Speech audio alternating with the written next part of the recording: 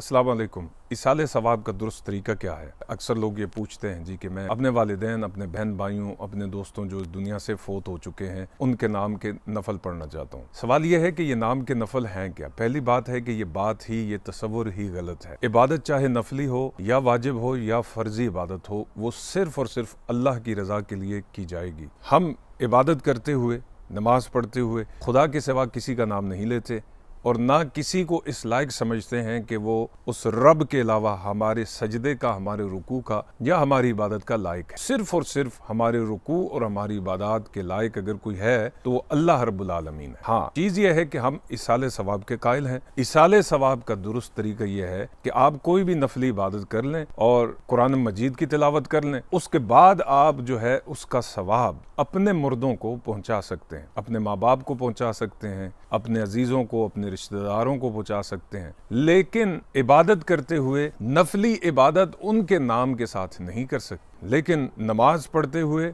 उनका नाम नहीं ले सकते कि मैं उनके लिए पढ़ रहा हूँ। हाँ, इसका दुरुस्त तरीका ये है कि आप जो नफल पढ़ रहे हैं उसका सवाब उन्हें आप बख्शना चाहते हैं तो आप उसके इख्तिताम पर, जैसे ही आप नफली इबादत ख़त्म करें, दुआ करें उनके लिए, उनकी मग़फ़िरत और बख्शिश के लिए। बाकी यह है कि नफली इबादत और नफली सदक़ात का सवाब जिंदों और मुर्दों दोनों को बख्शा जा सकता है। ये चीज़ें मौजूद हैं। नबी पाक सल्लल्लाहु अलैहि वसल्लम की खिदमत में एक सहाबी हाजिर हुए, अर्ज़ किया रसूलुल्लाह सल्लल्लाहु अलैहि वसल्लम, पहले मेरी माली हालत इतनी अच्छी नहीं थी लेकिन मेरी वालदा जिंदा थी, और जब मेरे माली हालात दुरुस्त हुए तो मेरी वालदा का इंतकाल हो गया। अब मैं चाहता हूँ कि कोई ऐसा काम मैं अपने पैसों से, अपने माल से करूँ कि जिसका सवाब उन्हें कब्र में पहुँचे। क्या उन्हें कब्र में पहुँचेगा? हुजूर ने फरमाया हाँ ज़रूर पहुँचेगा। तुम ऐसे करो, उनके नाम का नफली सदका करो। तो उन्होंने एक बाग अपनी वालदा के लिए सदका कर दिया। जहाँ तक सदके का ताल्लुक है तो सदका आप नाम से दे सकते हैं। पहले ये नियत करें कि ये जो मैं सदका कर रहा हूँ ये उनके नाम का है, लेकिन वो सदका भी अल्लाह की रजा के लिए किया जाएगा। उससे सिर्फ मकसूद ये होता है कि ये जो सदका किया जा रहा है इसका सवाब फलां को पहुँचे।